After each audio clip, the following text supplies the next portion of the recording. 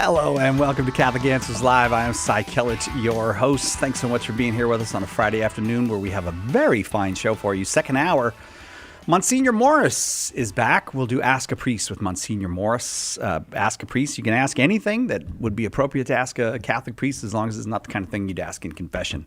The number here is 888-318-7884. This hour, back by popular demand, Dr. Ray Guarendi. I demanded it. Would that be popular? You're very popular, and you demanded it. Yeah, that's Dr. Ray Guarendi, of course, from The Doctor Is In on the EWTN Global Catholic Radio Network and many other places. I'm very glad you're here. Thank you. Thanks, for being here. We'll talk a bit about forgiveness this hour. Yeah, but it's going to come from a different angle than you think. Okay, so some of the nuances, some of the subtleties of forgiveness. That's what we'll talk about. All right. The number here, 888-318-7884, 888-318-7884. Before we do talk about that, though, I just want to wish you, because I know that you're Italian, a happy St. Patrick's Day. And by the way, I made mention of this earlier. When I was in the Bible study, in my non-denominational church, we had a lady that was very anti-Catholic. And I asked her a question about Bible interpretation. I said, if St. Peter were here in our Bible study, and she said, we're all saints. I said, okay, if Mr. Peter were here in our Bible study. Mr. Peter. And it got me thinking, by her mindset, this would be Mr. Patrick's Day. That is right. You can't say because we're allowed to say that's saints. That's more inclusive if we yes. say Mr. Patrick's Day. Yes, Mr. Patrick was a fine saint. You have, it must be a very nice for Italians because you finally get to have some real quality food, some corned beef and cabbage, a little bit of boiled potatoes. You better not say that in front of my grandmother. Oh, why she would hurt you. She doesn't like Italian food? She loves Italian food. But what about real Irish food? That's the real stuff. I mean, Italian food is okay, but corned beef and cabbage? I've read about it. You never had corned beef and cabbage? Come on. Cabbage? My mom used to give me that for discipline. Was cabbage? Yeah. Right. Yes. Oh, man. Yeah. With the vinegar. We would have it with vinegar on it. I don't know what that was. That was supposed to help the boiled cabbage? Put a little bit of vinegar on it? I had cabbage when I walked the 12 miles to school in my bare feet in nuclear waste. That's pretty much that was a tough upbringing that you had. We were grateful children, though. We were grateful children. What are our kids going to tell their kids? 550 channels. That's all we got when I was a boy. I know. None of this virtual reality that you all live in. We had to watch it on a TV. Yeah, 2 dimensions. That's the way it was when I was a boy. We didn't have implants. 888-318-7884, 888-318-7884. The way that I knew that Eucharistic adoration has miraculous power was I was a young person stuck. There were some things that, meaningless things, but nonetheless, I couldn't forgive them. And then after a few months of Eucharistic adoration, I realized I can forgive that. I had the power to do it. You were wrong. Well, go ahead. When you said I couldn't, it implied that you at that moment believed you were incapable. Yeah, right. The vast majority of the time when people say I can't forgive, they're basically saying I don't want to or I won't. That's what they're saying. Right. But if you said that to them, they would argue with you because, see, they think, well, I can tell myself I forgive them, but I certainly don't feel anything toward them. Right. That's what they do. Yeah. I know. All right. So I do believe in the power of the sacraments to help us with these things, but also Christ commands us to do it. I'm going to tell you how to make forgiveness easier. Okay. This is really going to make it 50% easier. Okay. All right. You have to help me out with this, all right? All right. The old rabbis in the Old Testament, some of them, what did they say how many times you had to forgive? I actually don't know. You've been doing this Catholic Answers Live show for 27 years. You've stumped me. Every knowledgeable mind in the world old comes rabbis through here. In the Old Testament. 3. Oh, yeah. Oh, that's what I was going to say. Right, 3 strikes, you're out. All right. Right. So, now the questions get easier, Si. Stay with me. They better, because I blew that one. When our Lord actually was teaching, and St. Peter asked him, right, how many times should I forgive my brother? And what did St. Peter say? He put forth a number. St. Peter did, not Christ, St. Peter. What number did he put forward? How many times? 7. 7. That's what he said. Now, you got to figure, Peter's thinking, That's heroic. that's right. I'm way past I'm way 3. past the rabbis. Yes. I'm 2 1/3 past the rabbis. Right. Okay. Now, what did our Lord say? You get this one too. You'll get this one. 70 times 7. Right. Now, if it were only 490, I'd be lucky because, people can offend you 490 times in 1 year. You're full. You're through done. allotment. Yeah. Well, obviously he meant fully. So I got to thinking about that. That's a lot. That's a lot to forgive somebody or Right. someone's Right. fully.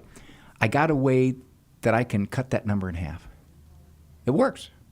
You're looking at me like, okay, this is going to be a trick. It's not a trick. This Really, is it does not seem like a trick. No? Okay. Let's say somebody does something to me, and I believe, okay, all right. I'm gonna forgive him. I'm gonna do the Christian thing, and I'm gonna forgive him. Yeah. Right? And I'm feeling pretty good about myself because I've forgiven him. Right? Yeah. What if there was nothing to forgive? What if I attributed to them motives that really weren't there? They didn't mean to offend me. I took offense. Oh. That happens at least half the time that I think I have to forgive that I don't because there's nothing to forgive. It's in my head. Looking back on it, that's exactly the situation I was in. That's exactly what it was. I had that, but I was. I'm getting tired of doing therapy with you every time I come on this show. I know.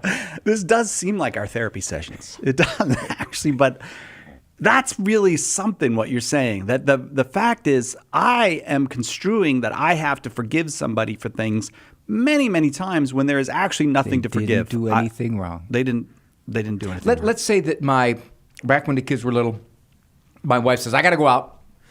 And I'm going to have your sister come over to watch the children. And I say, well, wait, but I'm home. I'm home. Yeah. I don't need a babysitter. So my sister comes over, my wife leaves, and I'm feeling pretty peaked. Yeah. What does she think? I can't handle this? I mean, Right. do they need fed or something? How often do they need fed? And the baby's diaper says good up to 14 pounds. Okay, so until it's 14 pounds, I'm not going to change about it. the load in the okay, diaper. never mind. Okay, go I ahead. come on, I'm stewing. Yep. And I'm stewing, but wait, I'm going to be a good husband. I'm going to be forgiving. Yep. She comes home and she says to me, Ray, I only did that because I knew you had a book deadline and I wanted to let you have time to work on your book. So your sister coming over would give you time to go work on the book. Now, I spent 3 hours figuring, okay, I got to figure out how to get peeked at my wife here, Yeah. for what she did, insulting my competence as a father when she did no such thing. Well, two things. First of all, that sounds like a very specific example. So I'm gathering that this actually happened. Quiet. That doesn't sound like just a hypothetical. Well, she really got upset when I said, they need food or what? How often? But all right. So second of all, what could I have done to have that insight sooner? Do you see what I'm saying? Because I got the. Well, sure, you got to question whether your interpretation's right. Okay. Okay, There we go. The hardest thing to read about people is motives. In my office, I can discuss something for somebody for an hour. I can listen to them for an hour. At the end of the session, they say something, and I realize I totally missed it. I was off in trying to gauge their motive. I missed it. Now, this was after an hour Yeah. of listening to them. Right. And I still missed it. So how often do we reflexively read somebody's motive? And how often are we wrong? We're taking what they did as either a deliberate offense or we're personalizing it or they meant nothing by it. They meant nothing by it, but I took something by it. Okay, I better forgive them. That's what my Christianity asked me to do. There was nothing to forgive. So you're saying I can cut my need for forgiveness In half. just by not getting mad about things that I had no business getting mad about in the first place. Exactly. Well put. I can tell you're the professional. I've been doing this for a long Yeah, time. you didn't know 3. All right. No, I've been saying Jimmy that. Aiken would have known 3. Oh, Why does he like Jimmy Akin He more would have than been me? able to name See? the rabbis that said 3. He would have. That's true. Yeah. The number is 888-318-7884. Want some help with forgiveness? We have Dr. Ray Guarendi here with us. The doctor is in other words. Go ahead and give us a call, 888-318-7884. We have to take our first break. We'll be right back with more with Dr. Ray on Catholic Answers Live. Catch Catholic Answers live anytime at Catholic.com. Underwriting for Catholic Answers Live is provided by Real Estate for Life. Real Estate for Life connects home buyers and sellers to real estate agents while supporting pro-life organizations. On the web at realestateforlife.org. Are you a coffee drinker? If so, you can now enjoy a coffee roasted to perfection by the Carmelite monks of Wyoming. Delicious Mystic Monk coffee is roasted and prepared by monks in a hidden cloistered monastery and is available in over 25 varieties. All Mystic Monk coffees are works of perfection and labors of love. For more information on how to purchase Mystic Monk coffee, visit mysticmonkcoffee.com. That's mysticmonkcoffee.com. Are you ready to spread your wings? Wings is the weekly newsletter that's packed with exclusive news, program information, features, and updates of all that's going on at the Global Catholic Network. To sign up, go to EWTN.com, click subscribe, enter your name and email address, and you'll start getting your wings every week. Get your wings today. It's the weekly newsletter from EWTN, the Global Catholic Network.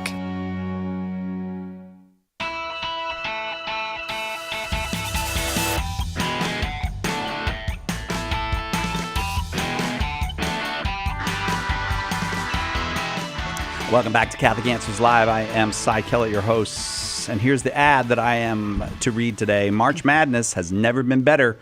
We're getting in the spirit with our March Madness $2 book sale. 106 20 Answers titles, 53 regular, 53 ebooks, just $2 each. That's a savings of 60%. Just use the promo code $2. Okay, now, come on, Carrie. But you have to spell out $2. Don't use any numbers or dollar signs. So use the promo code $2 at checkout. Don't miss out on the deal of the season. That's our March Madness $2 book sale all weekend long at shop.catholic.com. You wouldn't have to call it March Madness if you interpreted it correctly. It'd In probably be March addressing, March contact, maybe March Madness. No, but March Madness sells. That It does sells. so. That is sales in- words. We are inclined. You know, this is part of the reason why people take things personally and interpret motives. I think it's an evolutionary throwback. Okay. We are inclined to protect ourselves. Yes. We have to. We have to survive. In the old days, lions and tigers and bears. Oh my. Not anymore. So what do? We become hyper-vigilant to offense. Ah, right. To somebody assaulting our personhood Yes. as opposed to our life. Oh, yeah. So the natural self-defense thing comes into play. And Yeah, I'm I like, you protect me. just attacked me. I protect me. Yep. Ah, yeah. But but often it's not an attack. Like even the person, which I hate that I always use this example, but I'm not. I really want to know the details on this, man. I know. So someone hurt me at some point, but the person who cuts me off in traffic, it's not thinking about me. It's not a personal thing. They don't intend that my day is worse. They just I need to get saw over. something attributed to Ann Landers. Yeah. It said, when you're 20, you're worried about what people think. When you're 40, you don't care what they think. When you're 60, you realize they weren't thinking about you at all. That's so that true. good? That's very well done. Yeah. Was that Abby or Ann? That was Well, supposedly it was her, but you never know, because I read something on the internet just the other day that was from Abraham Lincoln. He said, don't believe everything you read on the internet. It say? said Abraham Lincoln. Yeah. Oh, yeah. I'm sure he said that. There's a lot of things attributed to Abraham Lincoln that Him and St. Francis. Yeah, that's St. right. Francis is our Abraham Lincoln. That's right. Or how many times do you think a Churchill quote has been attributed to Mark Twain? Like, as Mark Twain said, 888-318-7884, the number. We're talking about forgiveness with Dr. Ray Guarendi. Your calls are welcome. But I want to go back to Dr. Ray one more time before I put calls on and to ask you this. So this is trick number one is maybe you're overemphasizing forgiveness where you could just emphasize, have I really been offended here? Did any offense happen at all? And you don't have to be certain that you weren't. You just have to entertain the possibility that you weren't. Yeah. Okay. Right. Say, for example, when my wife, I mean, not her real name, when she brought the babysitter over for me and the children, if I'd have stopped to think about it, I probably would have come to the conclusion there might be another explanation for this. Right. But I immediately jumped to the explanation of I'm not capable in her eyes. Right. And you needed just to Hold off. Have some reflection on, is off. my take on this correct? Yeah. I'll tell you what, I'm a shrink, and my take is wrong a lot in that office. And that is a situation where I'm listening to you. Right. And I'm asking all kinds of questions, and I can still be way off. So can you imagine how often that happens in on-the-spot human interactions? Yeah. Yeah. Happens all the So time. if you just get in the habit of not assuming your first take is the correct take, you save yourself a lot. I'm working on a new book about that, and that's exactly right. We assume that our first take, we can intellectually know that reading motives is very hard. It's very hard. Yeah. Even the person who does it sometimes doesn't know why they do it. Right. So reading motives is difficult, but yet we put such faith In our judgment of them. right away. Oh, right. Tell you Right. an interesting survey. They surveyed clinicians, and they said, how quickly do you come to a diagnosis? And what they found was, usually within the first several minutes, the clinician established a diagnosis. After that, whatever information came in that confirmed their diagnosis, they paid attention to. Whatever came in that didn't, they minimized. That makes perfect I sense already to me. concluded what your motive was. Yeah. Don't confuse me with any other information. But it's so funny because we are absolutely profoundly offended when anyone else does that to us. Like That's it. The only reason you're pro-life is you hate women. It's you want to keep women You down. won't give me the benefit of the doubt. Yeah. I deserve the benefit of the doubt. I'm not going to give you the benefit of the Yeah, doubt. I deserve it. Yeah. A bunch of folks online. Do you want to do more before we go back to Whatever phones? the folks want. All right, let's go to Martina in Georgia, listening on 105.7 FM. Martina, thank you very. Wait a second, is Martina there? Oh, hang on. All I got's a Can you castle put line one on mine. for me? I got a castle on mine. Martina, are you there with us? I am. All right, go ahead with your question for Dr. Regarendi. So I heard him talking about motives. Dr. Grady mentioning about, that we need to keep in mind that maybe that wasn't the motive. Yes. But very often, choices and actions do have consequences that may not have been part of the motive, but it's still a really bad consequence. The question is, And did the can- person do it deliberately to hurt? Did the person do it deliberately to have a bad consequence? Or was it something that they stumbled into or they accidentally did or they did out of ignorance? Because that's very different, Martina. Right? So how about if you feel like, but you should have known. Ooh. You should have been able to Ooh. see through, walk it through and understand that this is what the consequence would be. Not that that's a consequence that you thought of and not that you were, intending that, but boy, did you step in it. And you really should have seen this one coming. And by the way, not just this time, but you remember last time this happened? Would you like people to be aware of when you should have known? In other words, if we say you should have known, there's certain implications there. That is, you either aren't smart enough to know, you don't learn from experience, you're too insensitive to other people to know. In other words, we're imputing to them deficiencies. You should have known. You shouldn't have done this, which makes me kind of the moral arbiter of their behavior when they necessarily didn't do anything wrong. They just did something that ended up with a bad outcome. So I know what you're saying, and I can understand that you would hope that people would have a better sense of their conduct and what it would do. But the reality is, we're all fallible and we miss it a lot. And I always say to myself, I wonder how many times I should have known. Right. And we do hope that we try to not be inconsiderate, that we do try to learn from our, not even past mistakes, but, certainly our mistakes, from our experiences, from other people's experiences. And at some point, and I guess, as you're listening to what you're saying, perhaps this is where it diverges between forgiveness and accountability. There you go. I'm not implying that we trivialize wrong behavior. Wrong behavior is wrong behavior. I'm saying that when we say, for example, with your example, that person should have known better, we're making a judgment here. And the judgment is, in some respects, we're kind of elevating our own perception, and we may be right. But to say somebody should have known better is, it's kind of implying a motive. And the motive is there's some reason why they didn't know better. And that's a shortcoming on their part.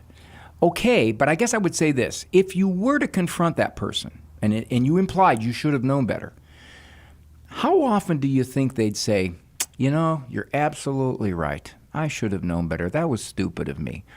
Or how often would they get defensive? Just a pondering. I know what you're saying, and I understand oftentimes we could learn better. Unfortunately, I'm a shrink, and I realize how long it takes people to should have known better. Martina, I'm going to say thank you and leave it there. I do hope that was helpful. Thank you very, very much for the call. We're talking about forgiveness with Dr. Ray Guarendi. If you have questions about something that in your own life you're working on forgiving, maybe a problem you have with it, or maybe just you'd like some general insight into the act of forgiveness, 888-318-7884. Here's one, Si. All right. People say, I can't forgive. Okay. Can you let go of the desire to retaliate? Okay. So that's the first step. All right. Get rid of the desire to retaliate. You may not like the person. You may still harbor the ill will, but you've given up. I want them to get theirs. Yeah. And I'd like to be the one to do it if it wasn't against the law, kind of thing. Yeah. So that's the easier first step, because most Christians would say it would be wrong of me to do that. Okay. That's very tangible. Right. I have to give up my right to hurt them.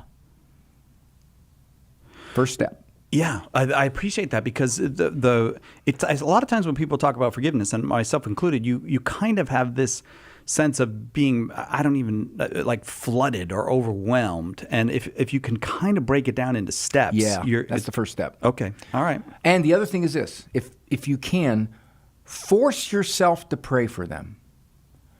You may not want to, but if you say, Dear Lord, help them to see what they're doing. Yeah. Help them to see what they did. Or in Martina's case, help them that they should know better next time around. Yeah. It's really hard to pray for somebody, even if you have to fake it. Right. It's hard to pray for somebody and then still wish them ill. That's so interesting, because Father Hugh, is he stealing my stuff? He used to say to people, they'd say, the Lord says, love your enemies. And he goes, and they'd say, I can't love my enemies. And he said, you're leaving out the second part. Pray for those who persecute you. He said, he tells you to love your enemies, then he tells you how to do it. Just pray for them. Then that's the most loving thing you can do, is to pray for somebody. So yes, I do think he was stealing your material. We equate, and you guys have talked about this on the program many, many times, we equate feelings with forgiveness.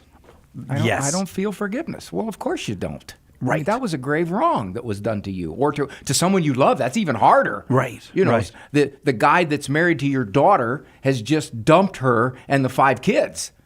And you're thinking to yourself, I don't think I could figure that dude. Yeah. Well, yeah, because your feelings are so intense. The protectiveness for your daughter, that you can't just squash those. That's hard. So you have to recognize that I don't have to necessarily feel a certain way to begin to try to forgive. Dr. Ray Guarendi is our guest. The number is 888-318-7884. We'll go to Jan in Indiana, listening on 89.1. Hi, Jan. Hi. Mine's kind of a long story, so I'm going to kind of give you a short version. I just realized you're going to have to, Jan, because we're going to come right up on the break. So we'll probably have to get to the answer on the other side. Go ahead. Okay. My dad was a very boisterous man who always made his opinion that seemed to be the only one that was right. And he was arguing with me over something stupid, a TV show. He said I shouldn't let my kids watch, blah, blah, blah. I ended up saying, I'm not going to argue with you over something stupid, and I hung up on him. Now, he was right, okay? He was right.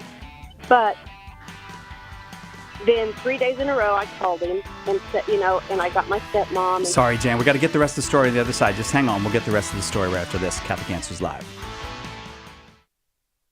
What if the voice of your deepest doubts about Catholicism rose up in the form of a human being and challenged you to defend your most foundational beliefs? That's the task apologist Trent Horn took upon himself in his new book, Devil's Advocate, a dialogue with his own best objections against the faith that he professes and defends.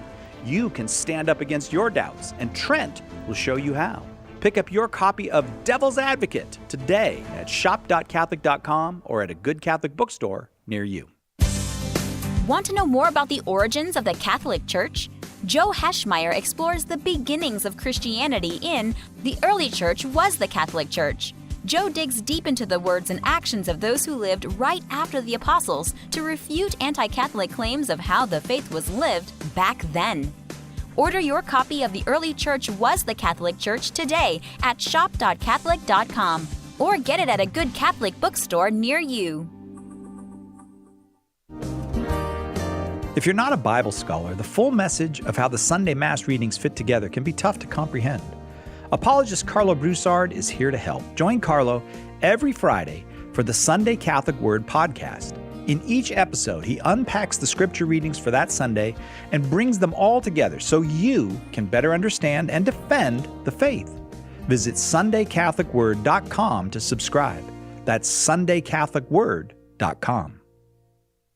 As a child, the great theologian Thomas Aquinas asked, "What is God?"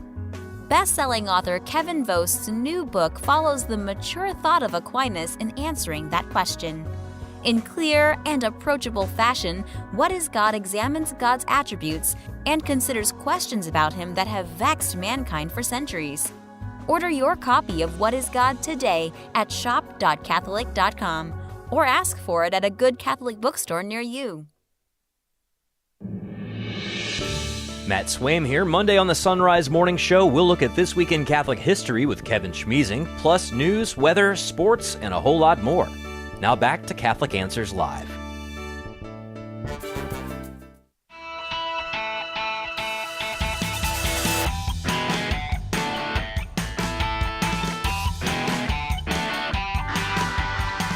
Welcome back to Catholic Answers Live. I'm Cy Kelly, your host. Our guest this hour, Dr. Ray Guarendi. It's just wonderful when he comes to visit us. Although you are doing the Chris Check cycle right now, which he is blood sucking. I'm going to charge him by the word. That's funny because Simone Riscala did it a few months ago, and I told her, I said, you are not going to sit down the entire time you're here. You're going to, and she said, I didn't believe you. And then I got here, and Chris just ran me ragged. Mm-hmm. I was trimming the bushes outside. I was, He's going to get his. He's going to get his pound. He said to me, "You got 8 minutes free." I go, "Yeah." Can you clean the counter in the bathroom? That's just the way he is. Yeah. He's in no rest for the weary. The number here is 888-318-7884. If you want to talk about forgiveness, this is a great opportunity. You get to talk with Dr. Ray Guarendi. But we have Jan on the line in Indiana, and I interrupted Jan's story. Her father gave her some advice she didn't want. And she told him she didn't want it, but then she realized that he was right. And this is what I got so far, Jan. Was this before or after she hung up on him? Yeah, but okay. But she called him back 3 times, and he didn't pick up. So do I have it right so far? Yeah, and I was trying to talk fast because I knew the break was coming. Yeah. But yeah, I just said I'm not going to argue with you over something stupid, and I hung up. Well, then the next day I called him back, and he wasn't home. My stepmom said no, he's gone today, and then I called the next day, he wasn't there. I called the next day, he wasn't there. The next day at midnight, the police come to my door, and they both had been killed in a car wreck. Oh, Lord, John. Oh! I'm so sorry. So I never got to say I'm sorry. Oh. I know he was mad at me. I know he was right. I was just being stubborn, but I will never forgive myself. And I don't know how. I mean, I have struggled with this for so long. I mean, because he died in 2007. And I still, I told you the story kind of quick and fast and short. Yeah, I'm telling you, if you put details to it, Jan, I think it would have knocked us over even further. Yeah. Okay. And so, I mean, it's been a struggle, and I struggle every single day with it. Wait a minute now. Now, I don't know if I have any credibility with you. But first of all, it's been 16 years. And basically what you're saying is, I am not allowed to make a mistake. I am not allowed to be human, say something that was foolish or premature. And I would imagine that you would never have beaten yourself up like this had your dad not passed away. So what you did is the same thing whether your dad would have lived or he passed away. And the fact that you keep reliving this, you're basically saying to God, you might forgive me, but I don't. That's what you're really saying. And you got to take God at his word here. He has long since forgiven you, because I'm sure you've long since confessed it, and you've long since repented of it. But yet somehow you're putting something on you that God wouldn't put on you. You got to let it go, Jan. If you say to yourself, I can't, those feelings are too strong. The reason why they're too strong is because you keep rehearsing it. Why did I do that? Why did I say that? Why did I use the word stupid? What is wrong with me? That's my father. I shouldn't. And that's how you do it. And that's the tape you play every day. Right. Instead of inserting a new tape. This shows you how old I am. I'm talking tapes. Inserting a new tape that says, I didn't know. It was a horrific thing that happened. If I had it to do over again, I'd never do it again. However, my dad may have taken it badly. I didn't mean it probably as badly as he took it. But it's time now to pray for my dad like I do and move forward. You see, you're not challenging anything. You just keep replaying them, don't you? Yeah, I know you do. And I'm like, if I could just have one more phone call, You got to let that one go. No, see, that's another part of the tape. You keep saying, I just want to have some chance to undo it. I want to be able to make it right.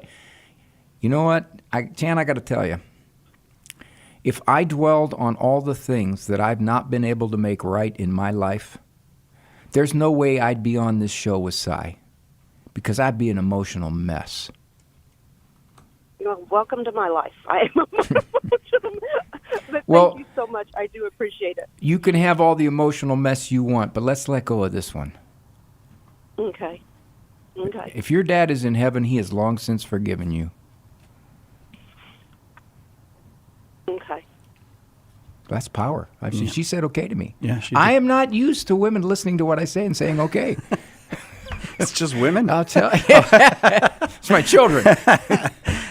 Jan, thank you. Thank you very, very much for that. If you want to talk about forgiveness, we'd love to talk about forgiveness. One thing I've always admired is you do all this therapy stuff and everything, but you don't do it in a way that lets people off the hook of what Jesus commanded us to do. You seem to be your take on therapy, or your take on answering these questions, is about helping us to do the things that Jesus, not ignoring Jesus. Like, well, I have a PhD. Jesus was he didn't know the things I know. He only went to synagogue. Yeah, he got an associate's in synagogue. Yeah, he went to synagogue community college. He went on a scholarship, though. Yeah. His father got him a scholarship. Well, yes, Joseph did. Joseph was good, known for that kind of stuff. But that's important to you. That this is not like this. The therapeutic healing that you're giving is not an out. Say, oh, but the hard work of the gospel is not for you. You've had a lot of trauma. I don't help the person when I do that. Okay. If they say to me, my childhood was wretched. My parents, my dad, my mom, abusive, nasty. It was horrible. And even into my 20s, it was horrible. And how old are you now? I'm 53. Okay, so we got to figure out how you can go forward. Yeah. You can't say, this is what happened to me, therefore, I am inextricably bound to this misery. Yeah. Yeah. You know, there's certain things you can't change. One is the past. One is other people, if they don't want to be changed. You can't change other people. And sometimes you can't change reality. And most of us have a hard time accepting that. We think we're God. I can fix it. I can make it different. Yeah. Dr. Ray Guarendi, our guest, 888-318-7884, the number. Going to Joey in Michigan, listening on the Ave Maria Radio Network. Joey, go ahead with your question for Dr. Ray. Hey, thanks, Dr. Ray. I'm the only Catholic at my work, and I wear my religion on my sleeve. I don't pound anybody with the Bible or anything like that. I try to stay quiet. And we have these meetings in the mornings. And at this one particular meeting, my desk partner said something that detracted my character and embarrassed the heck, and everybody laughed. And I'm just wondering, a person's character that gets detracted, and when people say something that insults you in front of other people, isn't the human character, isn't that important? Should we not be able to defend our dignity? Not the character, I'm sorry. Our human dignity is very important. And I took offense to that, and then I started telling him things when he came back to his desk about him, because he knew where to hit me, and I let it happen, and I let myself get angry. I know I was wrong there, and I actually even apologized to him when I didn't want to. And I feel like I'm all alone at work in the first place, as far as, and I know I'm not there to spread religion. That's not my point. My point being is that I feel like I'm outside of the whole group, and I'm always walking away from situations to where, you know, they talk bad about women, or they, they're indiscreet at all times, and it seems like there's like no Christians there, and I'm not saying that I'm the holy all be all. Joey, let me give you several bullet point answers to your question. Lawyers will tell you that anybody can sue anybody for anything. Doesn't mean the lawsuit has merit, but they can do it. There's a social parallel to that. Anybody can say anything about you at any time to anyone, and you can't stop that. So you have to accept that reality, because that is reality. 2, you said he attacked my character, my dignity, whatever. He can attack it, but he can't embarrass you, and he can't make you feel bad unless you let him. It isn't automatic, because he said a nasty thing or an ugly thing or an impugning thing.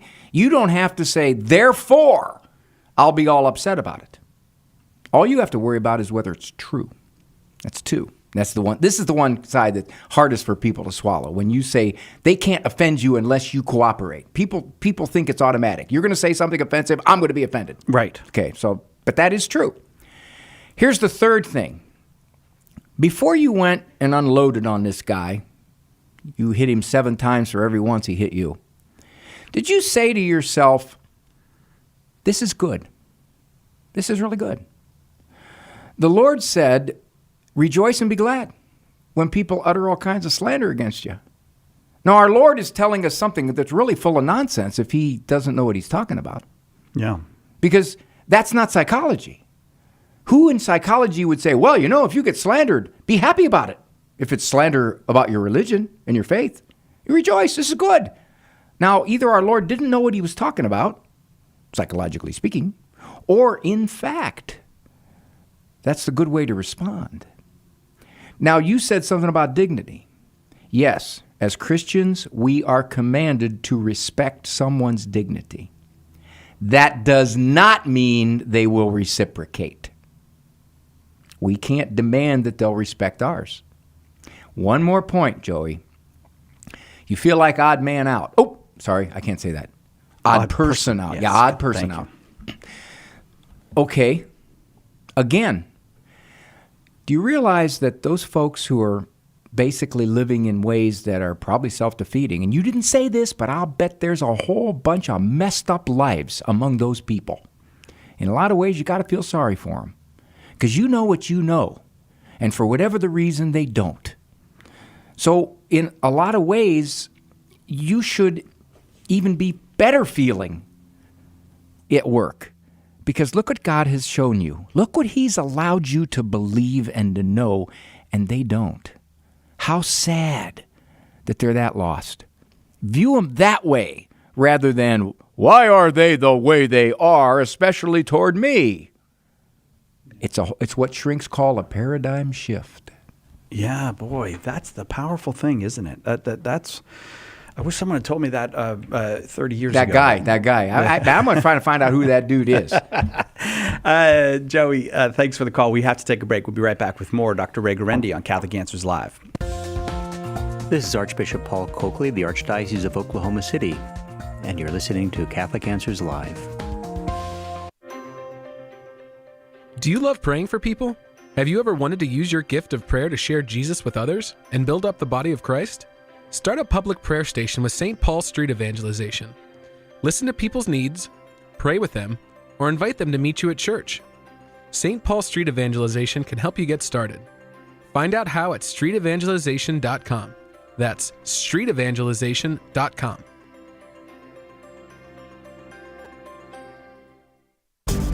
Save the date. Saturday, August 26th is the day, and Birmingham, Alabama is the place for the 2023 EWTN Family Celebration. We're celebrating Mother Angelica's love for the Eucharist, and join us to mark the centennial year of Mother's birth. Make your plans now to attend this free event. More details coming soon at our Family Celebration webpage, EWTN.com/Family Celebration.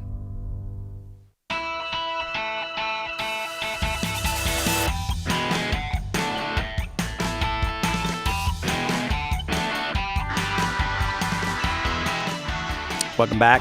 Catholic Answers Live. I'm Cy Kelly, your host. Dr. Ray Guarendi in studio with us out here in California. You know what I've been noticing? What have you been I noticing? didn't mean to interrupt you, but I did. You did mean to interrupt me. I'm taking that now, personally. This goes out to YouTube and Facebook? Facebook and Twitch. I've been keeping track during this first 40-some minutes. Oh, no. What? You're on camera 74% of the time. I'm on camera 26%. Well, this is what we're trying to do is present the best face we can of the Catholic Church. Okay. So I'm the spiritual before picture. Yes, you are. Dude, I'm trying to get. See, you're on there again. I'm trying to. Look at that. You're on there. They did that. Then they put you on for 1 second. 1 second, I'm gone. And then took me. I'm suing. Wait, let's put Dr. Ray on for. There you go. Now just leave it. Come on now. See, it's Darius doing that. I've never noticed He's got all that power. That they put the camera on. Wait a minute. Eduardo's doing it? Oh, no. Zach's doing it. Zach. Yeah, he's like that. I ain't forgiving him. That's newlywed Zach. I heard about that. Married. Yeah, yes. that's wonderful. Yes. Yeah. We're very proud of him. Very happy for him. All right. There's a bunch more folks on the line, so back to the phones we will go. But before, don't worry. I'm coming to you if you're on the phone. We're going to get to you. But I got to ask you about this. Who's the big draw in your trip to Rome in October? Is it you or is it Father Leo? Father Leo. Yeah. I think he is because he cooks. I know. I had him on the TV show. Yeah. And he talked about how he had won Throwdown with Bobby Flay, and he did. Yeah. And I said to him, let's see if you can win Throw Up with Dr. Ray. He cooked some kind of fancy meal, and I made a peanut butter and jelly sandwich right there. Yeah, but I'm sure it was a really good peanut butter and jelly sandwich. So is he going to cook for the people that go with you? He is. Yeah, he is. He's a world-known chef, I guess. He's pretty good. So where are you going in Italy? What's the deal going to be? Rome, a Papal Mass, Assisi, Orvieto, the Lanciano Miracle. Yeah, he got us going all over the place. Oh, that is wonderful. So how do people, if they want to come with you? Because I assume you're not sold out, but are you sold out already? No, I think we got 2 people. You got 2 people. Me and Father. You and Father are going. This is going to be a beautiful pilgrimage.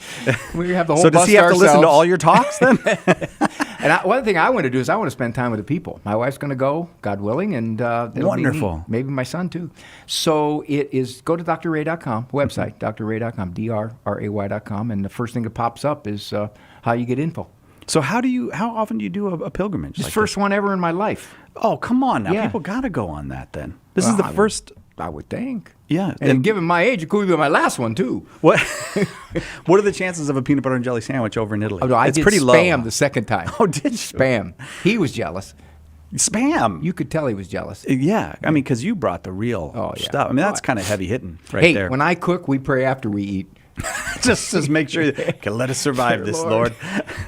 The number is 888-318-7884. drray.com is where you can go to find out all about what Dr. Ray is up to. But go to Italy. I mean, you're going to get wonderful food, and you'll get Dr. Ray, and more importantly, Father Leo paddling. Father Leo. I will think be the there. love's gone out of our relationship, Si. I tell you. Oh, it was a question. See, now you're assuming things about what I meant. It was a mere question.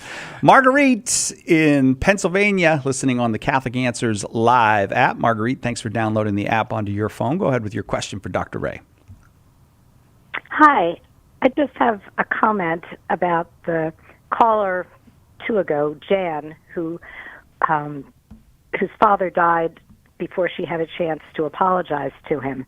And I was in the same situation myself some years ago. My father died unexpectedly, and there were things I felt I needed to say to him, and if I had known he would die, I would have said them, and I didn't, and I felt very guilty afterwards.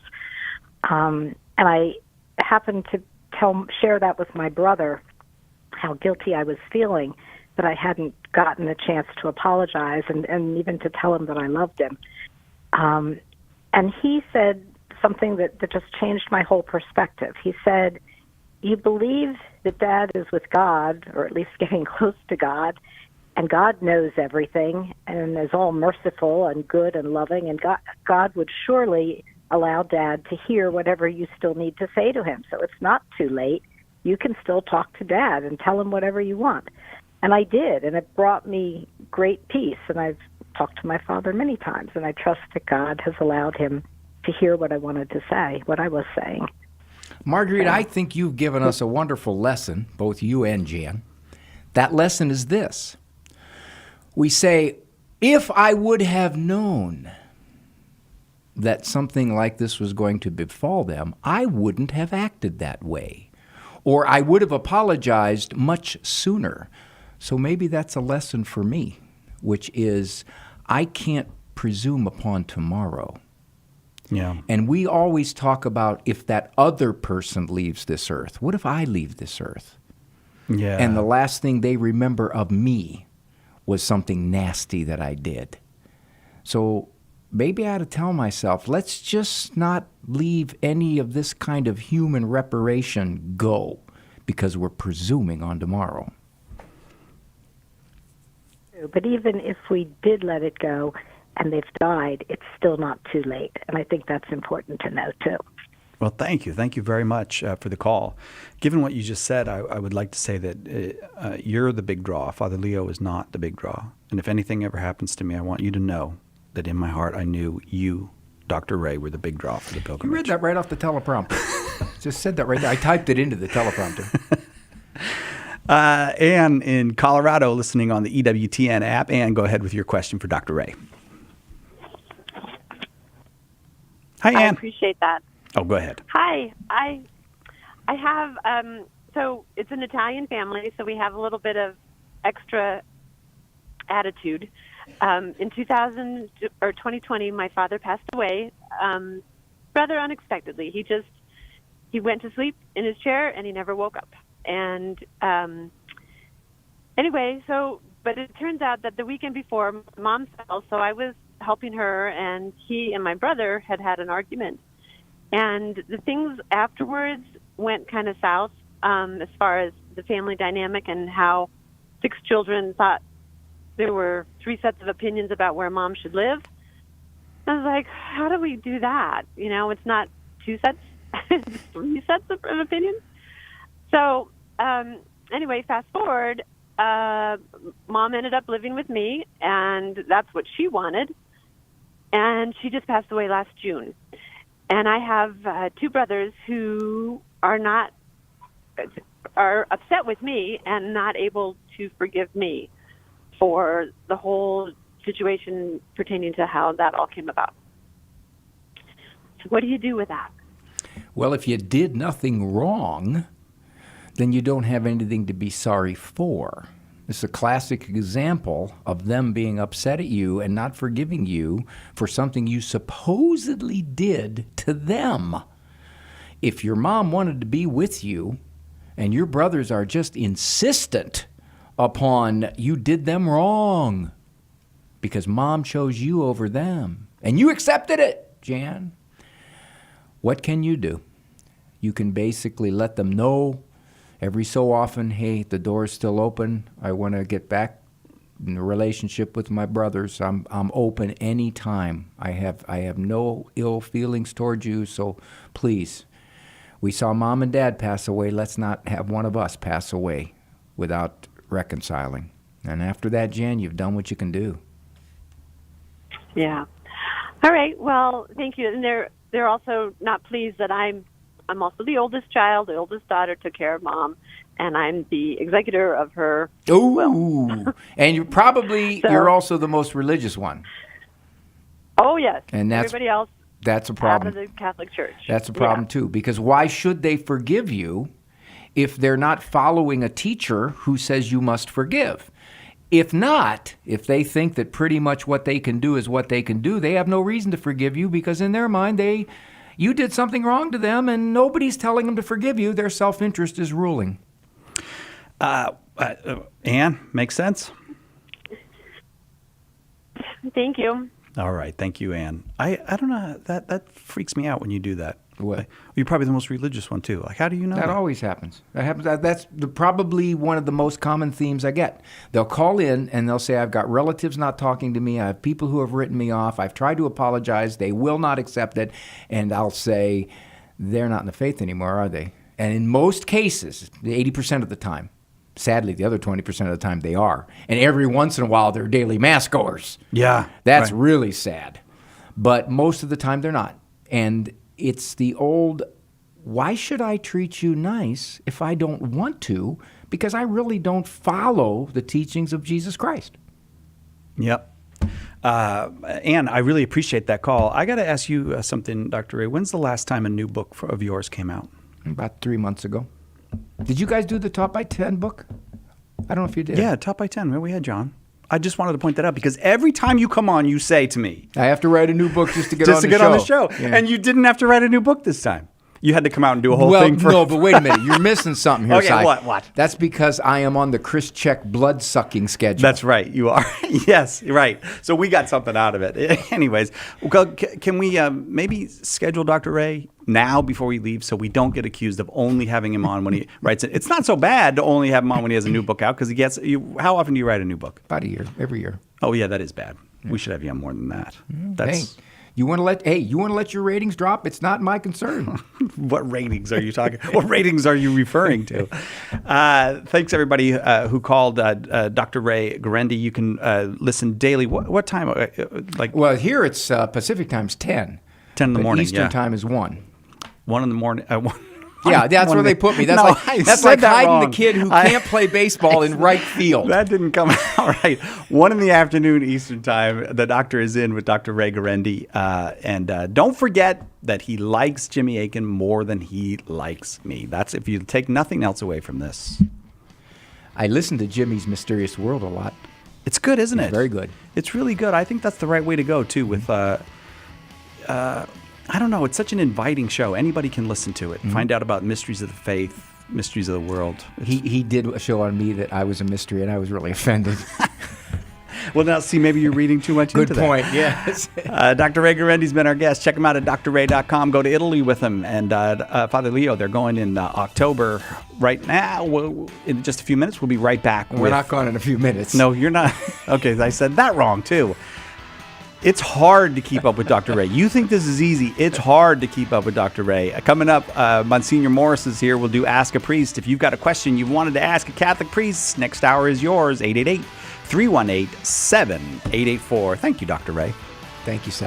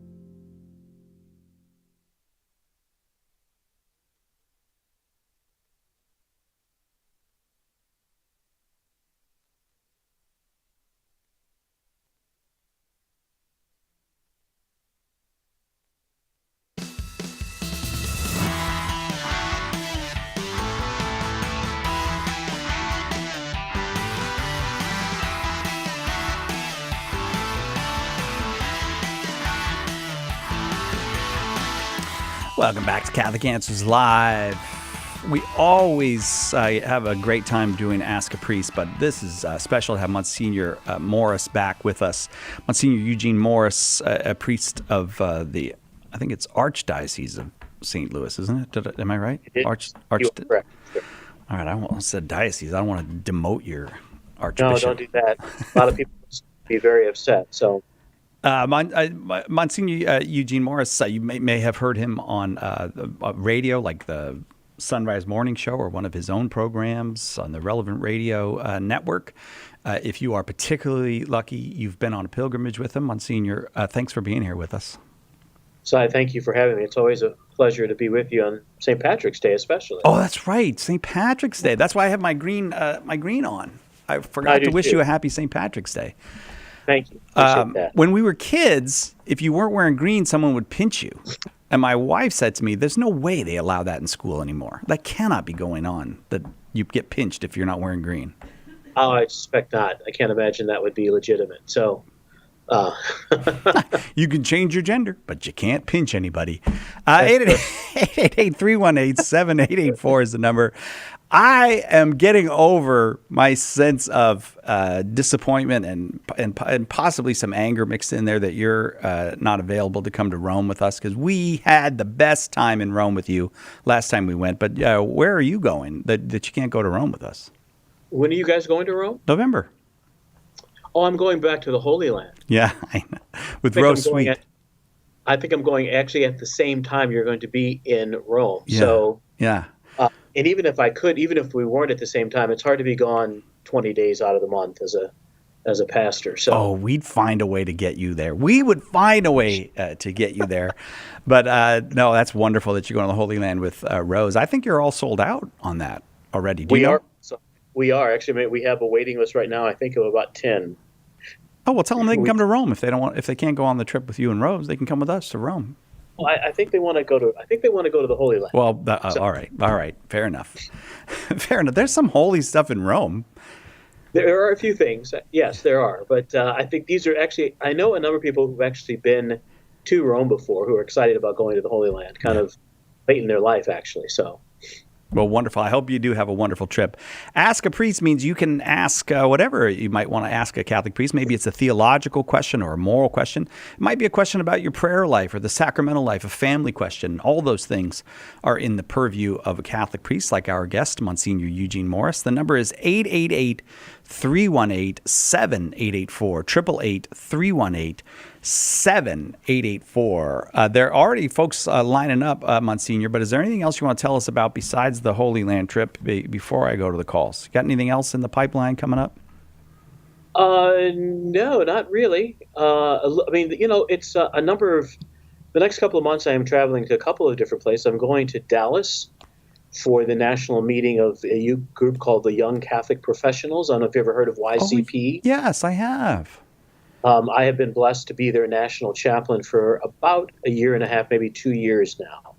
And so we have our national meeting in Dallas the week after Easter week, Friday, Saturday, and Sunday. So the group is a little different than most young people's groups in that its purpose really is to help young Catholics in the professional world, both through helping them in their prayer lives, but then also connecting them with mentors, older Catholic professionals who've been in the business world and have found a way to balance between the needs of the business world, but also being faithful to their faith and what Holy Mother Church teaches. So it's I'm really excited, not only about our conference, but more importantly, I think just to be a part of the group. It's a great group of young people. So that's fantastic. I didn't know that you were their national chaplain. We have a group of them here in San Diego. And, you do indeed. Yeah, they're a wonderful group of people. That's so great because I can't imagine it's going to get any easier to be in the business world as a Catholic in the coming years.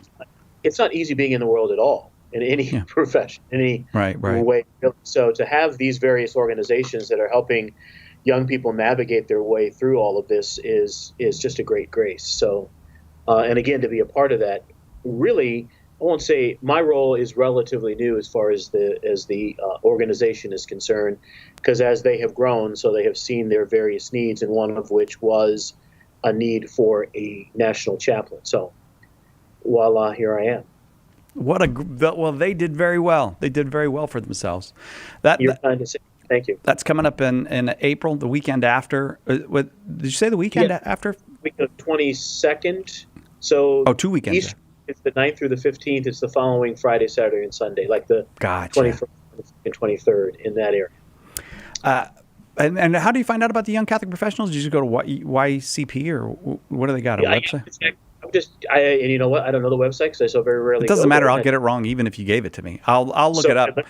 Young Catholic Professionals and go from there. Yeah. Okay, fair enough. Lots of folks are already ready to talk with you. Shall we go to the phones? Okay. Let's do it. It's Ask a Priest this hour on Catholic Answers Live. You can ask. We got a couple lines still open, 888-318-7884. By the way, you do not have to be Catholic to call. If there's something you'd like to ask a Catholic priest, anybody can call, 888-318-7884. We go to David in Pennsylvania watching on YouTube to get started. David, welcome. Go ahead with your question for Monsignor Morris. Yes, hello, everybody. So my question has to do with the accusation that the Catholic Church is basically just revamped, updated Judaism.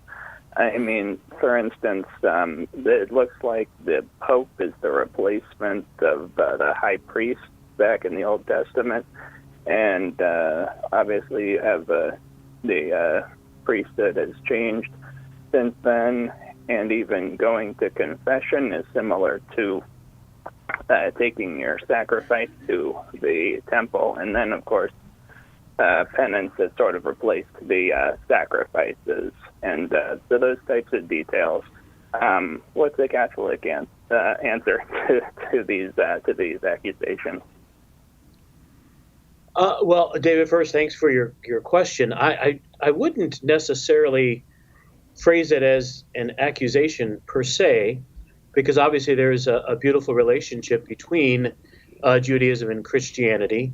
What the Church teaches is that Christianity, Catholicism, is the fulfillment of the covenant. The Lord himself makes that clear at the Last Supper with his apostles, and he speaks about a new covenant established in his blood.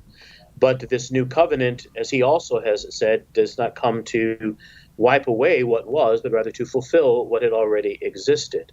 There is some tension around using that language, but the truth is Judaism should be finding its fulfillment in Christianity.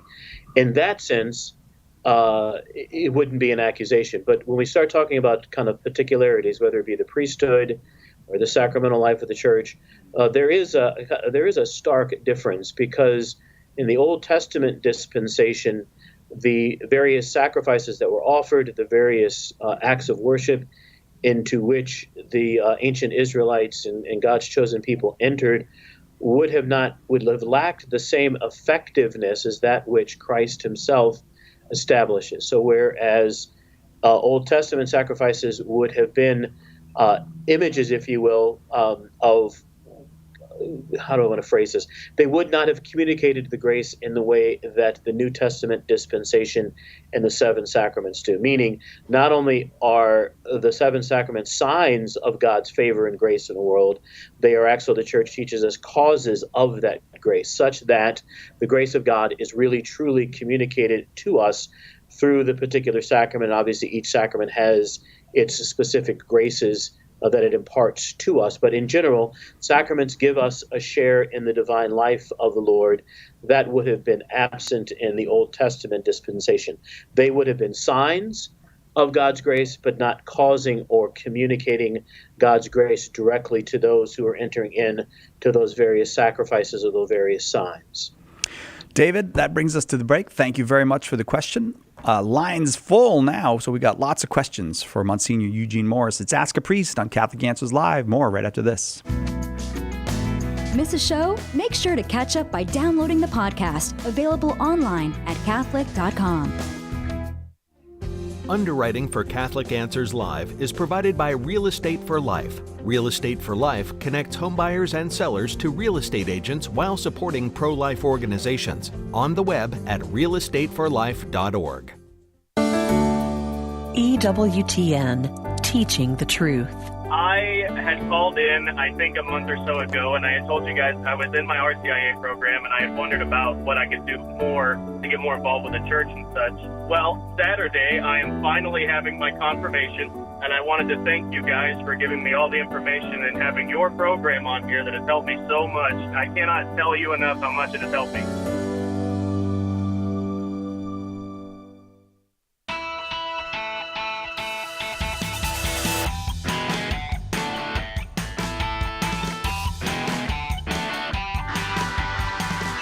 Welcome back to Catholic Answers Live. I looked it up, youngcatholicprofessionals.org. Go to youngcatholicprofessionals.org. They're having their meeting in Dallas in April. Monsignor Morris is their national chaplain. And for this hour, he's our chaplain here, or yours. If you've got a question you'd like to ask a Catholic priest, give a call, 888-318-7884. Going now to Sarah in Idaho, listening on 1140 a.m. Sarah, glad you're here. Go ahead with your question for Monsignor Morris. Hi, thank you. I tried to be as concise as possible. My question is about the Eucharist, but more specifically about the Eucharistic prayer and its origins. So I understand that John 6, Jesus said, "Eat my body," and he meant it. And at the Last Supper, he took the bread and he said, "This is my body." And I understand that if the Eucharist is the consecrated bread and wine, and if that's Jesus' body, we should probably do what's necessary to partake. But the gap there, to me, is how did Peter and the other apostles get from the Last Supper to the Eucharistic prayer? How did they know what to do to make sure the bread was consecrated to become the body, and like what to say, and how do we know that their words do the trick, I guess? Yeah. All right, Sarah. Sarah, thank you. That's a good question, and I think actually there is an easy answer to that question. So we know at the Last Supper that the Lord constitutes the apostles with him as true priests in order to offer the sacrifice, and it really comes in that phrase, which is also a very ancient phrase in the Old Testament: "Do this in remembrance of me." In using that phrase, which has Old Testament import, and so this is. Just if I can back up just a little bit, but I think my answer may be just a little bit longer than your concise question, so forgive me for that.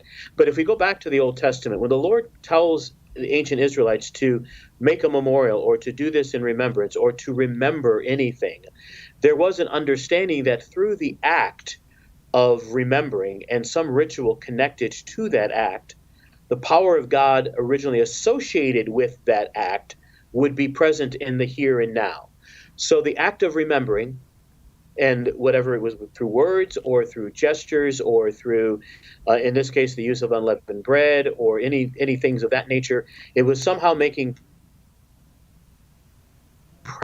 something of God from that original act. And so, the Passover is the act that God asks his faithful among many to actually remember. And so each celebration of the Passover was making present this reality of God having the ability to set his people actually free. So when the Lord uses that at the Last Supper with his disciples, but again, going back to that original, our first question actually, the difference this time is that it's God himself, as it was God himself Christ imbuing into that which he's asking them to do an effectiveness, because he's also told them earlier in sacred scripture that whenever 2 or 3 gather in my name, there am I in the midst of them. And so the Lord, when he makes these promises to us, Christ does, who is the fulfillment of this, these promises actually become, if you will, infleshed or material. So the disciples, what they would have done is done exactly what the Lord actually told them to do, to take bread and wine and say, "This is my body and this is my blood." We have evidence when we look at the works of Justin, actually. I think Justin writes in the early part of the 2nd century, maybe very early in the 2nd century, so not long after the death of St. John the Apostle and evangelist. We have him mapping out what was the kind of accepted order of things, which was the reading of sacred scripture, and then the gifts are brought forward. Then the words that the Lord himself gave us, "This is my body, this is my blood," are said over the gifts. Prayers are said over the gifts. Blessings are said over the gifts. And then the people receive the body of our Lord, in some places the blood as well.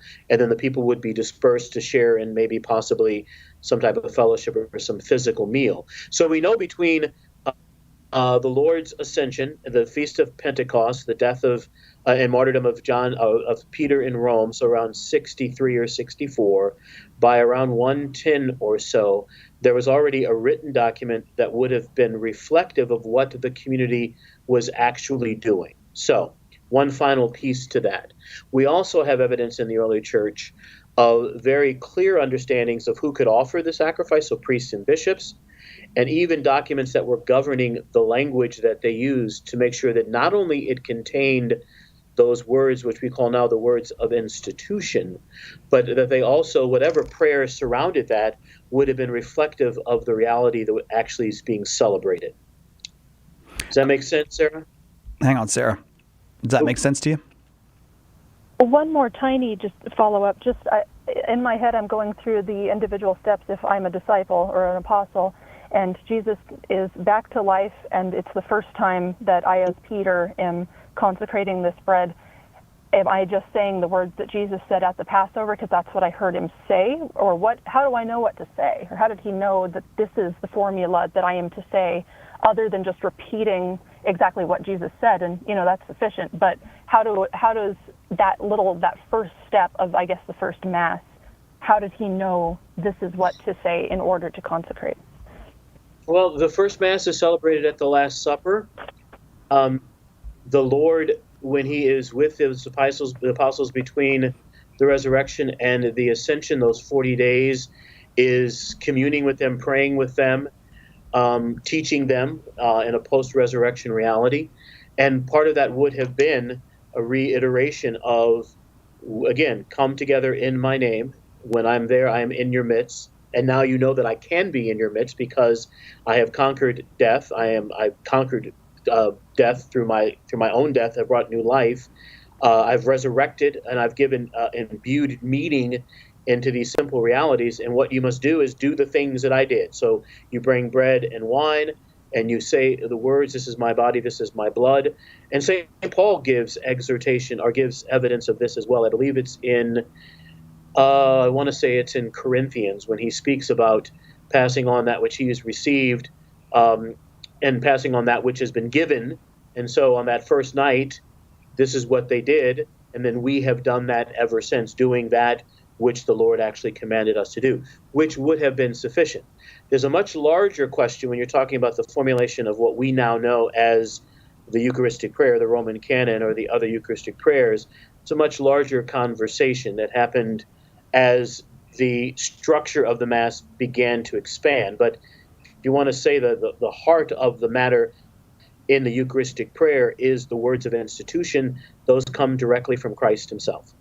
Sarah, thank you very much. I do hope that was helpful for you. It's Ask a Priest this hour on Catholic Answers Live. Monsignor Eugene Morris is our guest. We go to Joan in Oregon, listening on KBVM, Ave Maria Radio. Hello, Joan. Go ahead with your question for Monsignor. Hello, Monsignor Morris. Periodically, I have masses said for people that who have fallen away, and I recently had one said for a late-term abortionist.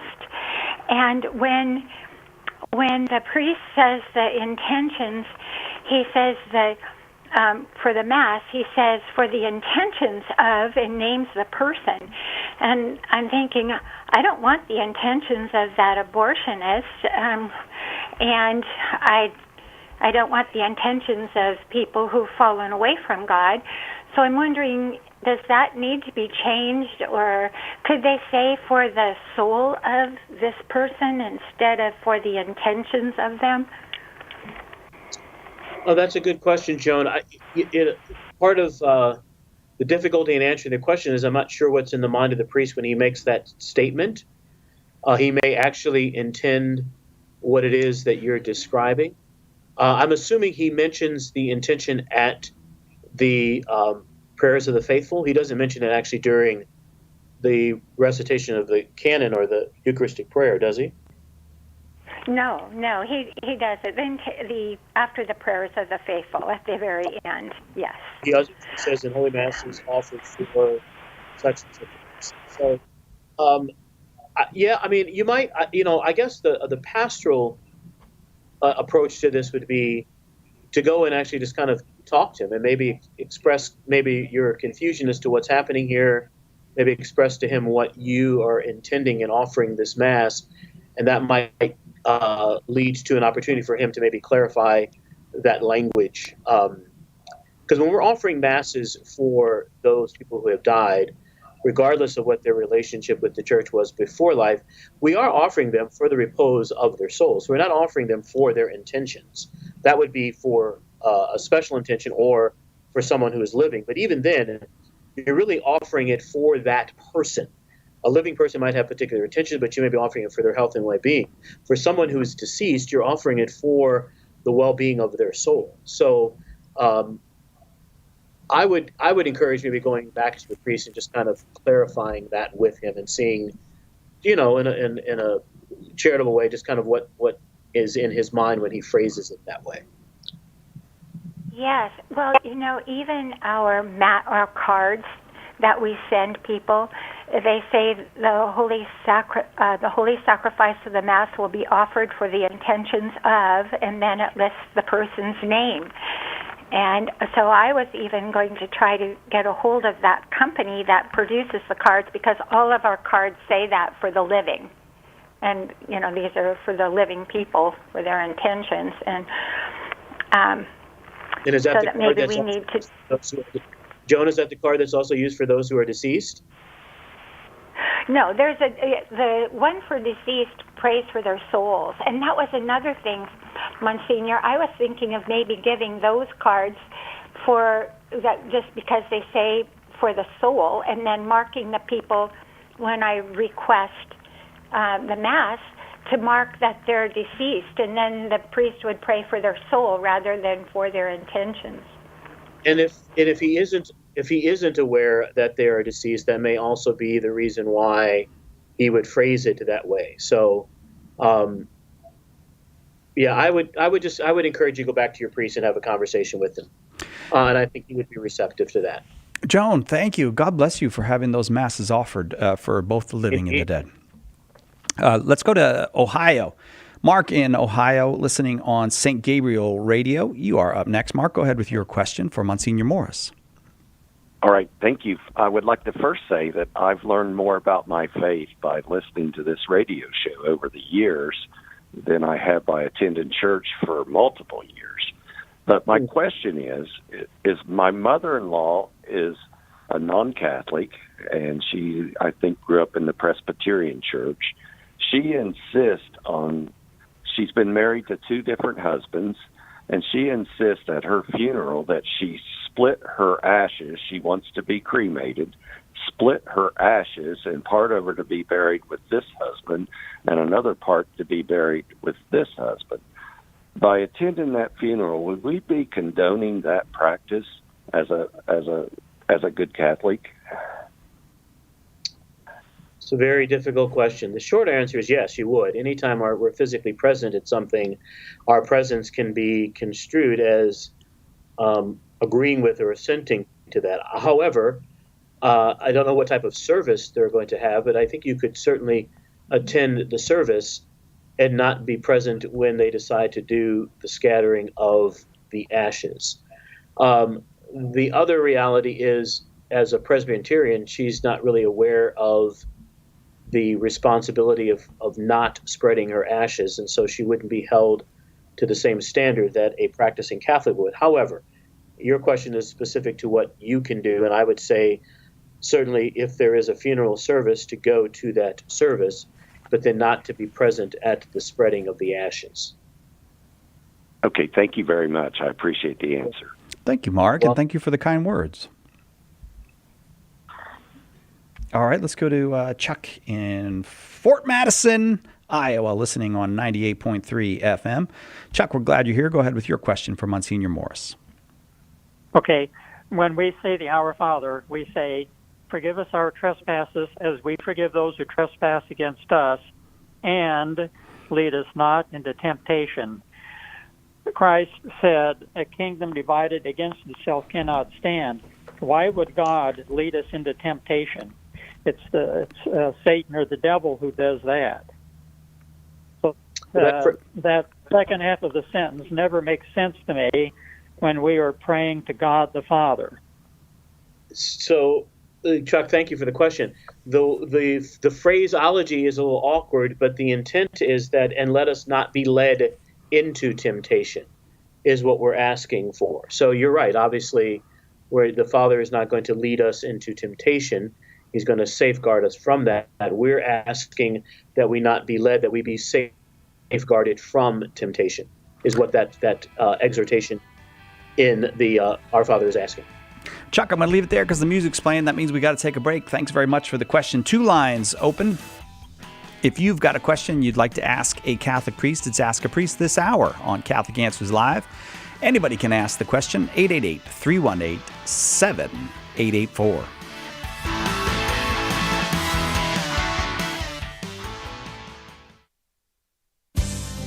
Want to know more about the origins of the Catholic Church? Joe Heschmeyer explores the beginnings of Christianity. In the early church was the Catholic Church. Joe digs deep into the words and actions of those who lived right after the apostles to refute anti-Catholic claims of how the faith was lived back then. Order your copy of The Early Church Was the Catholic Church today at shop.catholic.com or get it at a good Catholic bookstore near you. If you're not a Bible scholar, the full message of how the Sunday Mass readings fit together can be tough to comprehend. Apologist Carlo Broussard is here to help. Join Carlo every Friday for the Sunday Catholic Word podcast. In each episode, he unpacks the scripture readings for that Sunday and brings them all together so you can better understand and defend the faith. Visit SundayCatholicWord.com to subscribe. That's SundayCatholicWord.com.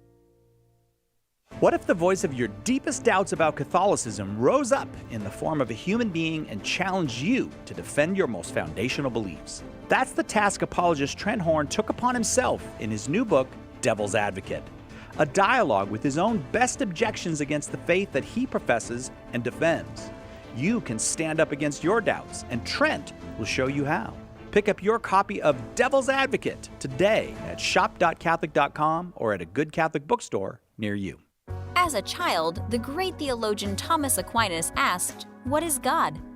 Best-selling author Kevin Vost's new book follows the mature thought of Aquinas in answering that question.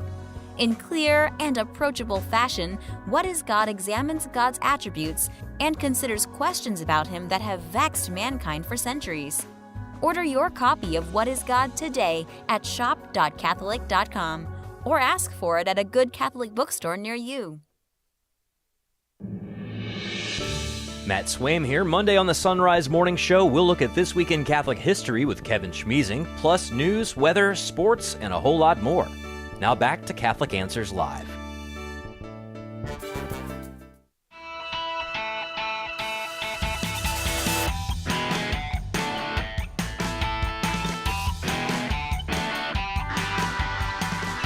Welcome back, Catholic Answers Live. I'm Cy Kellett, your host. Our guest is Monsignor Eugene Morris from the Archdiocese of St. Louis. You're welcome to call with your questions, 888-318-7884. You were just at the break mentioning Lent. I have my best friend. Always I get the same text from him at the beginning of Lent.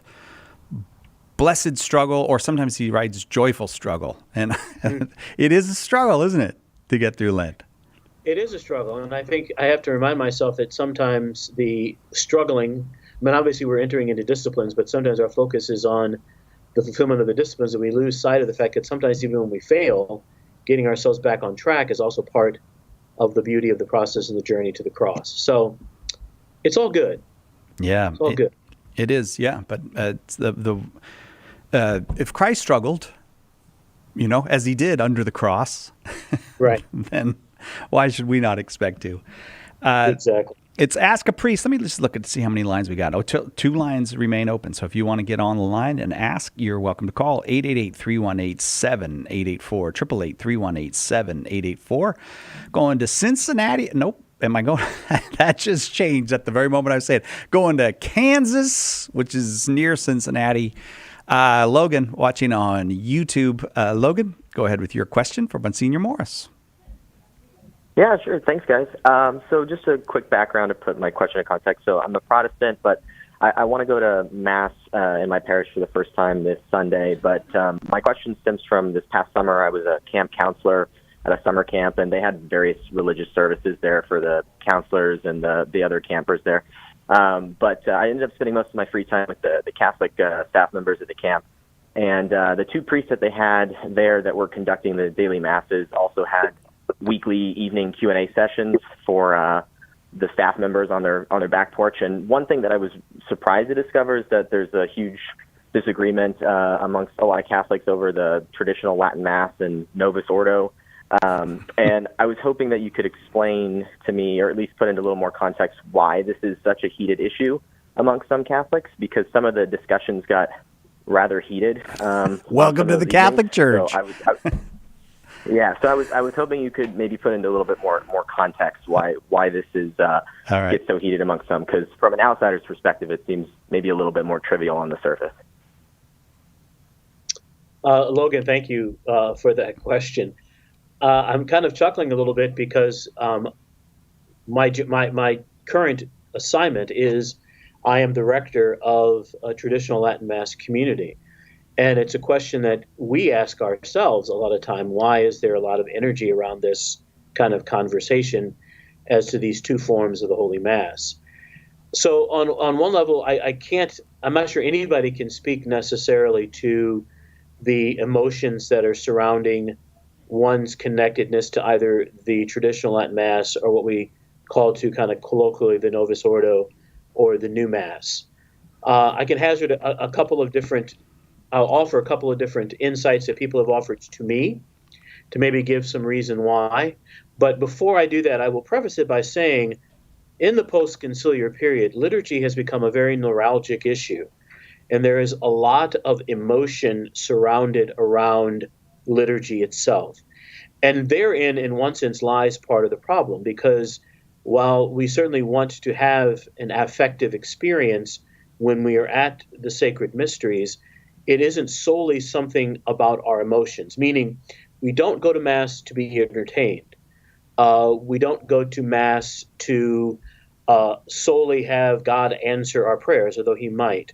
We first go to Mass to give praise and honor to God, and to do that by entering into the sacrifice that he himself said was the way that we were able to give him the best praise, and that it was to do this in memory of me. So there has crept in the last 50 years or so this sense that Mass should be entertaining, it should be engaging.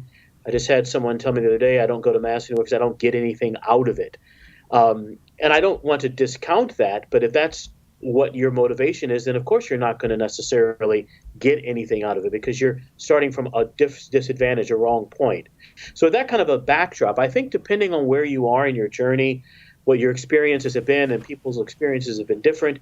There are some who are attached to the Novus Ordo who find that it does fulfill them, and also for them is the right way for them to worship God, and that is what they want to be with. Those connected to the traditional Mass find there that same reality, and for them a reverence, but also an experience that moves them outside of themselves and allows them to actually, from their perspective, give more fitting glory and praise to God.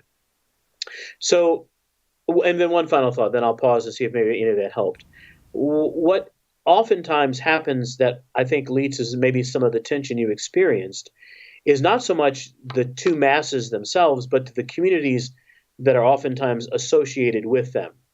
And there have been experiences where people in the traditional Mass have come across as overly lacking humility, maybe overly critical of the new Mass, maybe even feeling superior in their spiritual lives.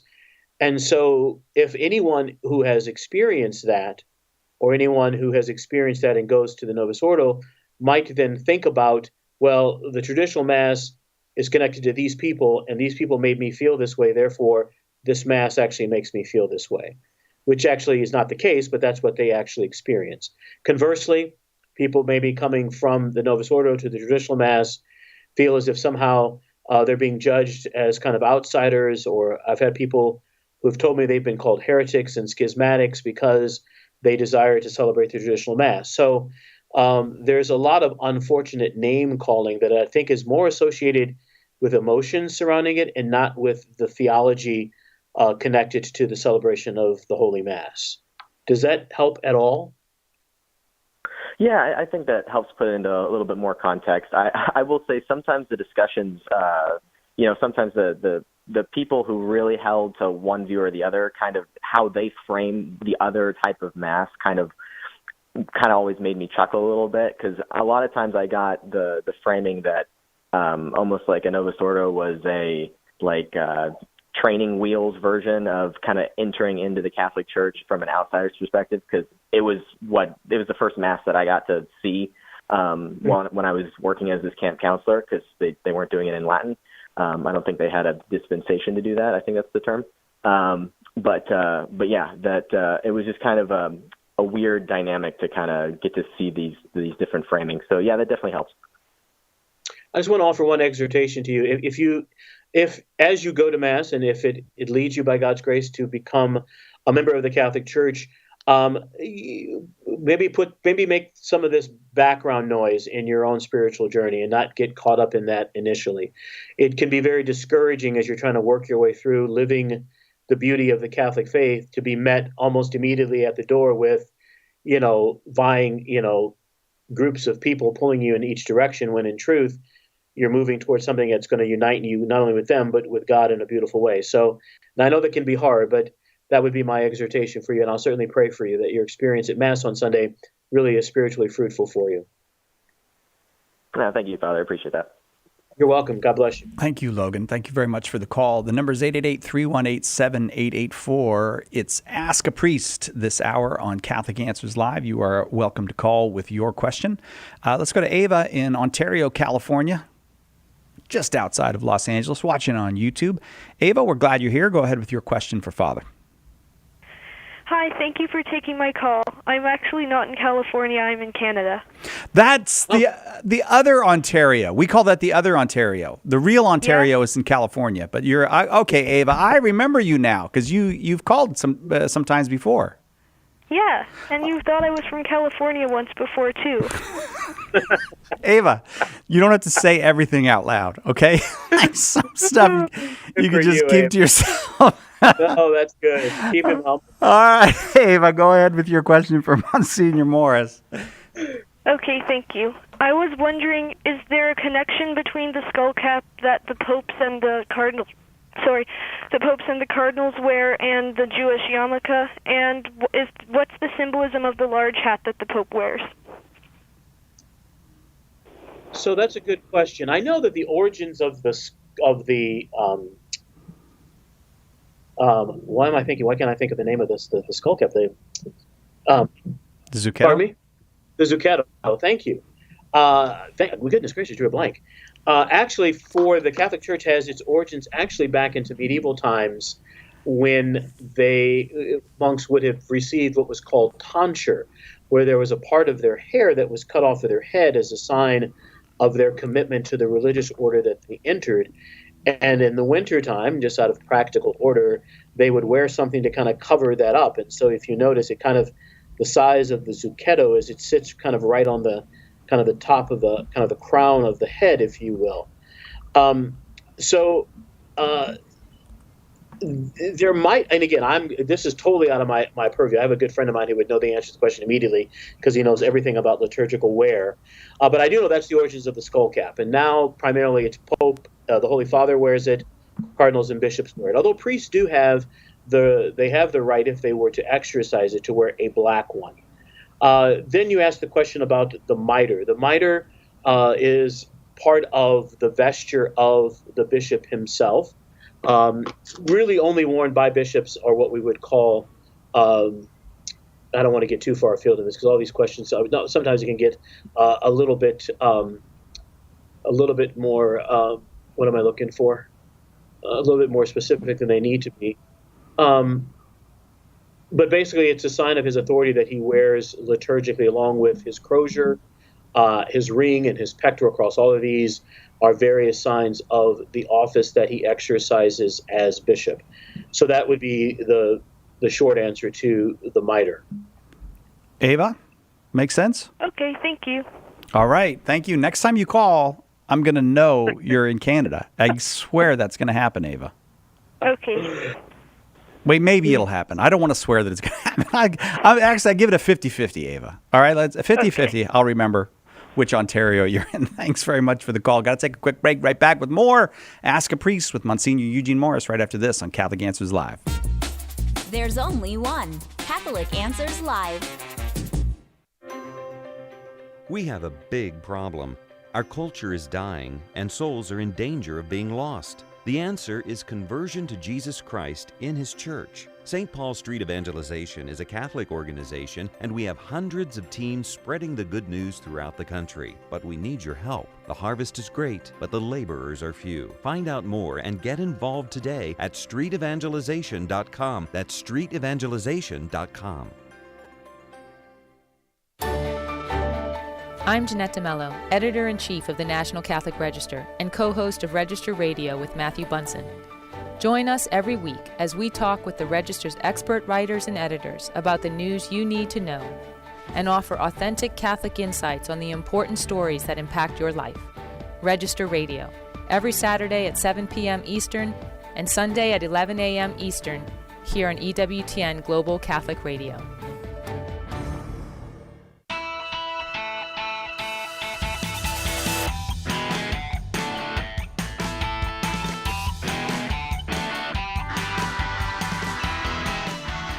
Welcome back to Catholic Answers Live. Monsignor Eugene Morris picking on me during the break for my geography. Apparently, from his perspective in St. Louis, Cincinnati is nowhere near Kansas. But from here in California, they seem like they're near one another. I'm just going to let you have that. All right. All right. My geography. My mother would be so ashamed. She's so good at geography, and I know she wanted her. Oh, she should be. Yeah. She's probably horrified right now that I said Cincinnati is near Kansas. Well, they're near each other. But I mean, like, if you're from really far away from there, they seem near. Or if you have a really small globe. Derek. You're telling you that's why I was going to. Anyway. Derek in Terre Haute, Indiana, listening on Catholic.com. Indiana, right next to Cincinnati. Derek, thanks very much for the call. Go ahead with your question for Monsignor Morris. All right. Monsignor, I was just wondering if I was, well, I know I'm not thinking right, but it feels like I'm giving God an order when I say, like, lead all souls to heaven, especially those in most need of thy mercy. Okay. Or even to deliver us from evil. You feel uncomfortable, like you're giving God an order? Yeah. All right. Exactly. Monsignor? Thanks, Derek. I can understand that, but I would say two things. One, God tells us to ask Him things. So seek, ask, knock, and we know that He will answer according to His divine providence. And that would be part two of my answer, that when we are told, when we ask the Lord for something, I had a bishop remind me that it's always good to even if we don't say it out loud, that every prayer we bring before the Lord be coupled, at least interiorly, with an awareness that this is to be according to your will or your divine providence. So we ask God for all sorts of things, not to give Him orders, but to beg Him, to ask Him. But then, because we trust in Him, we know that He will answer according to His divine providence, and we have confidence and faith in that as well. So we're not ordering God. We're not changing God's will. We are entreating Him, who knows everything, is able to hold everything as one, and we're asking Him for His divine favor, and according again to how He knows this request fits in with how He is going to continue to lead and guide and direct the world that He Himself has created. So I would encourage you to be comfortable with that, because you aren't commanding God. Rather, you're responding to Him in the way that He wants you to respond. Ask me, He says, ask directly, and then leave it to Him to decide how He will answer you. Derek, I'm going to leave it there because we're getting short of time and we still have lots of folks on the line. I hope that was helpful to you. Thank you very, very much for the call. Up next, an anonymous caller. Anonymous, you are on the air. Go ahead with your question for Monsignor Morris. Hi, Monsignor. I went to confession during a retreat, and I confessed having an impure thought, and so the priest asked me what it was. And I'd never been asked that before. I was kind of taken aback, so I kind of hesitated, and he said, well, you just can't come in here and say I had an impure thought. You need to tell me what it was. And so it was really difficult, so I told him. Anyway, I got back to my own parish, and I asked my parish priest, and he told me that this priest should have never have asked me to do that. And so I'm not sure which one was right, but backtracking to that confession, would I, if it ever happened again, am I obligated to tell him, like under obedience, or? Okay, hang on. Let's get how would I I'm going to get an handle answer from Monsignor, and I'll come back to you, Anonymous, and see if the answer satisfies you. Go ahead, Monsignor. The shorter answer is that priest should never have asked you that question. So priests can ask questions in the confessional, but we are taught, and actually normative documents are encouraging us to do so with a great deal of prudence, and just a great deal of awareness of the sensitivity of what's happening in the confessional. So the short answer, I would say, if you're in that position again, I would just reiterate with the priest that you're struggling with impure thoughts. You're not obligated. That is sufficient. I've never heard of a priest actually saying that you must give the specifics of an impure thought. That's not even necessary to the confessing of the sin. So, are you obligated to do so if that comes up again? I would say no. Now, Anonymous, does that address what you were looking for? Yes. Yes, that was perfect. Thank you. Yes, thank you. Thank you very, very much. Wow, what a very serious thing. That's kind of disturbing to me, frankly, as someone who goes to confession. Of course. Monsignor? I would agree. I mean, I go regularly, and my confessor never asks me that question and doesn't know me by name. I think he knows me by voice, doesn't know me by name. So again, it's not that priests can't ask questions in the confessional, but we're really only meant to ask questions if they either give us further insights into the sin of which the individual is guilty to help them overcome that sin, or asking questions maybe around the patterns connected to sin, again, with the purpose of assisting the penitent in overcoming and avoiding those sins going forward. Yeah. The example that was given to me by a priest one time was if someone came into confession and said, I hurt someone, you'd probably have to ask, well, with your words, did you hit? Like, you'd have to be clear about, because what did you do? Right. Yeah. Exactly. Again, Anonymous, thank you so much for that call. I do hope that was helpful to you. I'm sure that it was helpful to others. In any case, Jim in Ohio, which is so far away from Kansas, listening on 88.1 FM. I'm glad you're here, Jim. Go ahead with your question for Monsignor. Hi, Monsignor. My name's Jim from Ohio. Hi, my question is, we're down 80% in mass attendance, on weekly mass attendance. We have only 20% coming. Yet when I bring it up to different priests, I said to the priest, encourage us, the laity, to try to bring people back in. I get completely ignored, and it seems like they're worried about the rules, regulations, dogmas, and doctrines of the church without also taking in the consideration of evangelizing. Our Lord went out and evangelized for 3 years. He went on the streets of Jerusalem, Bethlehem, etc., to try to bring people back in. Yet, I see the clergy being lax in encouraging the laity to evangelize. I think you guys need to work with the laity, form a team, go out and do street evangelization like I have. But we are not encouraged at all. Again, when it comes to rules, regulations, dogmas, and doctrines, that's all you guys can do. You can't go beyond that. And I'm not sure why you're not doing that. I came out of business, and we're down 80% in sales. We'd be out hustling to find out what's the problem. Let's get an answer for you, Jim. So, Jim, thank you for the question. I'm not sure that I would admit to that as a general characterization of all priests, first of all. And I'm not sure that I would do that as a general characterization of priests around the country, because I think different dioceses have different approaches to the work of evangelization, some maybe more successful than others. I would also offer the clarification that one's commitment to rules, regulations, and dogmas would somehow be secondary to evangelization. Actually, they go hand in hand. The best form of evangelization is the telling of the truth. And the content of the truths of the faith is in the dogmas, the doctrines, specifically in the rules and regulations of the Catholic Church. Having said that, certainly we are all called to evangelize. But again, you mentioned street ministry, which is great.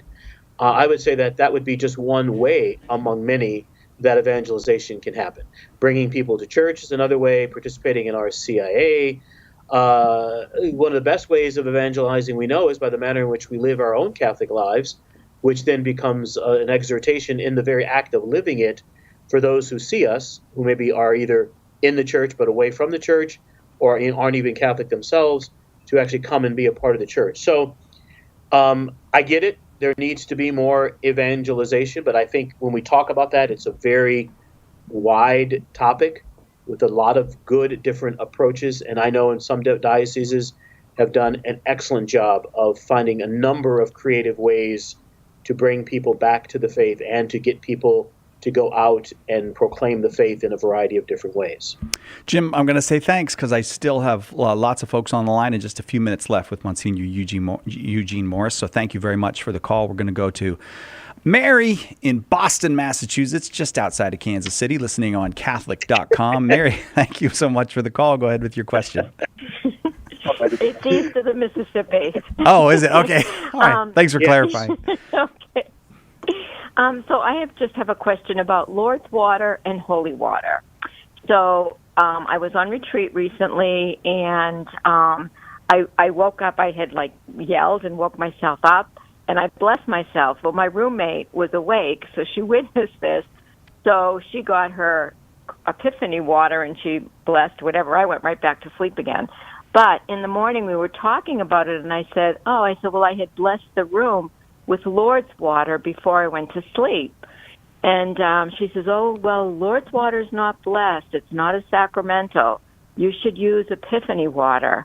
Well, it's now, and so I looked up Lord's water, and it says, it's right. It's not blessed, but it doesn't need to be blessed. All right, could you explain? Yeah, clarify, Monsignor. It's an interesting question. I would not have drawn that distinction, so forgive me for kind of hemming and hawing a little bit. Lord's water is not blessed because I think the place itself is blessed, and therefore the water coming forth would not necessarily need to be blessed. Having said that, actually, I think that's all I really would say about it. But maybe to clarify, I don't see any reason why, though, Lord's water could not be used in the way that you used it, because that's how I've used it before. I've blessed myself with Lord's water that people have brought back for me. It never dawned on me. So, Mary, that's not a sufficient answer, but in large part because it's not a distinction that I would have drawn. Even Epiphany water, which is actually blessed water, I call it kind of supercharged water because of how long the Epiphany blessing is for Epiphany water.